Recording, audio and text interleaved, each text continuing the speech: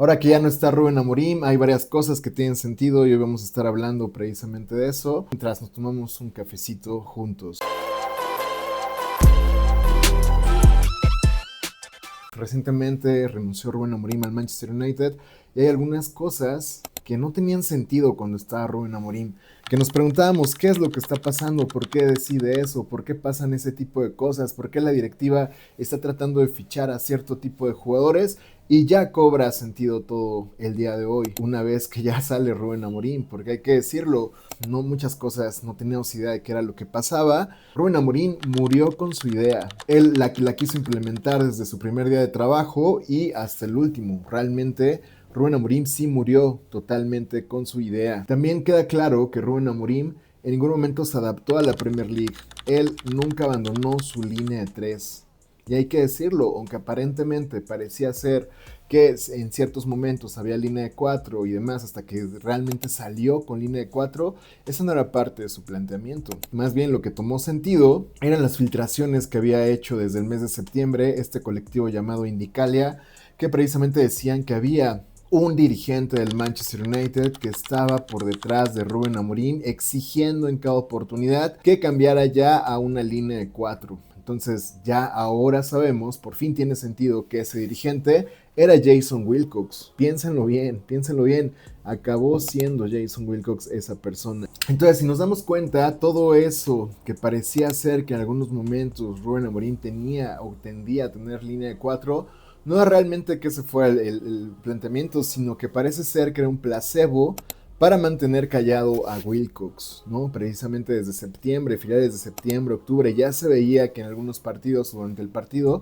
el United cambiaba a línea de 4. Muchas veces llegamos a ver un 4-4-2 entre el partido, en el desarrollo del partido o en la segunda parte, principalmente en defensa, pero realmente, si nos ponemos a pensar en cómo fue Rubén Amorim, cómo era de terco con su idea, aunque estuviera en ventaja, aunque estuviera con un equipo que nada más se defendiera, siempre tenía línea de 3. Y esto tiene que ver con que era muy necio. Entonces, ¿qué nos hace pensar que realmente se adaptó a la Premier? No se adaptó, no lo hizo. Parece que ese 4-4-2 que de momento tenía era un placebo para que lo dejara en paz Jason Wilcox. Ahora, hay que decir algo. Por acá sí hubo un partido donde salió desde el inicio con línea de 4 y perduró esa línea de 4 hasta el final del partido, que fue el encuentro contra el Newcastle.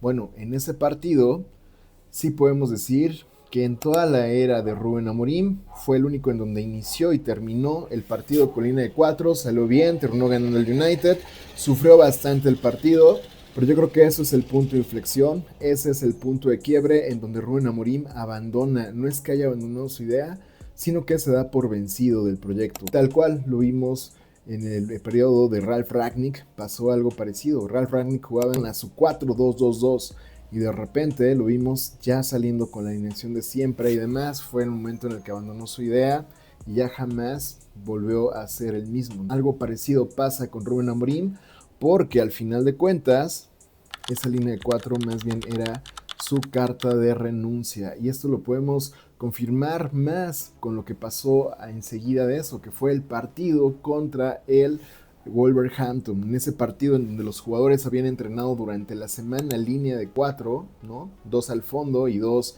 de laterales, habían entrenado con línea de 4, llegan al partido y antes de salir al partido les dice Rubén Amorim que van a jugar en línea de 3, ¿no? Y ese es el punto de quiebre en donde se pasa por el arco de triunfo, las indicaciones de Jason Wilcox. Realmente todos pensaban que iba a salir con línea de 4, pero acabó siendo línea de 3.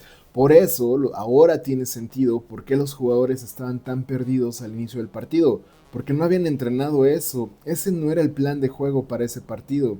Entonces, al estar ya desubicados, vimos a un Dorgu que estuvo desubicado y aún así el partido que dio no fue malo, pero al estar desubicados en donde tenían que estar, es donde toma sentido todo lo que pasó durante el partido. Entonces, no es únicamente de los jugadores, sino que les habían cambiado el plan del partido en último momento.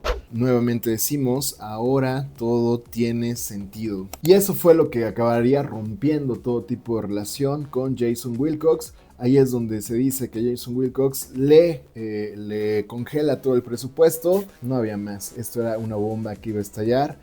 y acabó estallando, ya que en el último partido de la era de Rubén Amorim, que fue el partido ¿contra quién fue?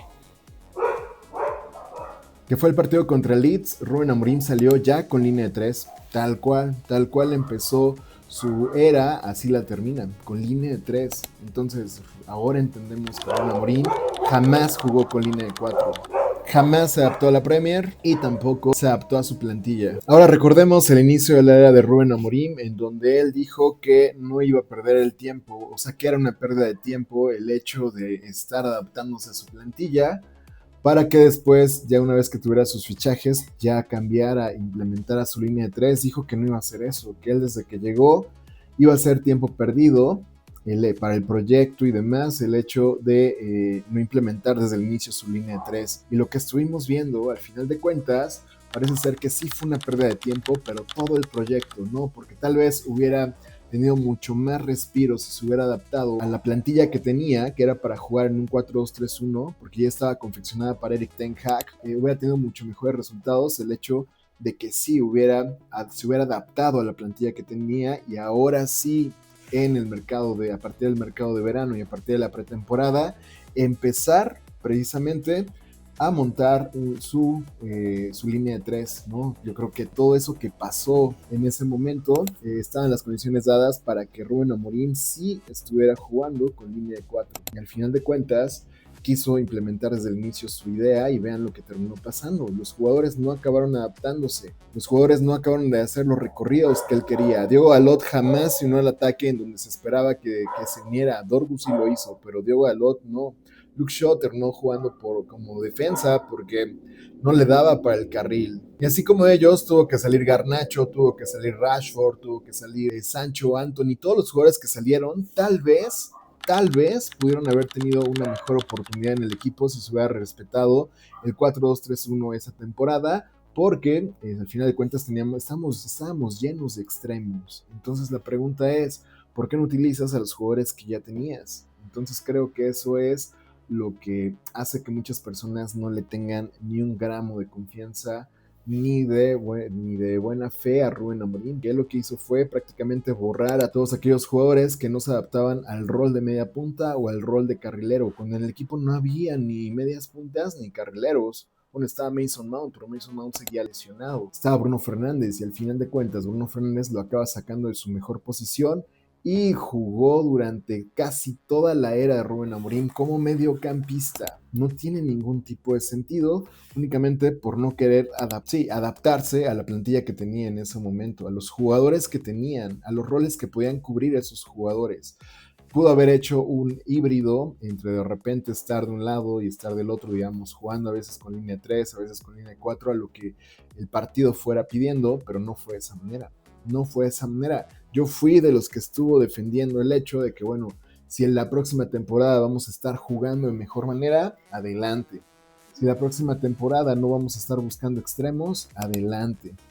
Pero llegamos a este punto de no retorno, en donde se va Rubén Amorim y nuevamente el equipo no tiene extremos. No va a regresar Garnacho, no va a regresar Rashford, no va a regresar Anthony, que bueno, sinceramente no los extrañamos, pero el equipo no tiene opciones en esas posiciones, ya no tienes extremos, nada más tienes únicamente a los de la academia o a los titulares para que puedan cubrir nuevamente esas funciones que antes no hacían.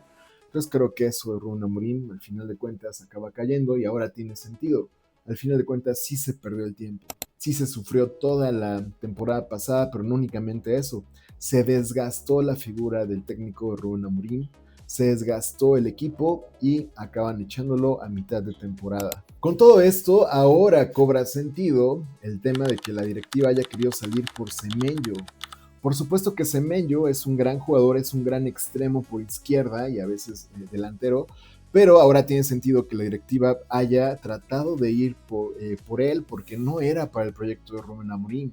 Ya tiene más sentido a buscar a Semenyo de 9, pues eso no iba a pasar, porque principalmente no juega en esa posición. Semenyo de media punta, que esa creo que era la posición en donde más tenía sentido, pero en esa media punta ya tenías a Mason Mount, ya tenías a Mateus Cunha, ya tenías cubierta esa posición, iba a llegar a sobrepoblar precisamente la media punta por izquierda, y por supuesto que no iba a llegar de carrilero. Ese fue el fume más grande que se llegaron a echar, el pensar que Semenyo iba a ser un carrilero, que lo iban a reconvertir a carrilero, cuando Semenyo es totalmente ofensivo, no iba a defender nada. Entonces, pensando en todo eso, no es que sea un mal extremo que no se comprometa, no, sus características son netamente de ataque y ahora tiene sentido. Piensen que si Semenyo llegaba de extremo por izquierda, tiene todo el sentido del mundo, porque por derecha tienes Mbumo o Amad, y por izquierda ibas a tener a Semenyo Acuña. Son excelentes opciones, y en medio del ataque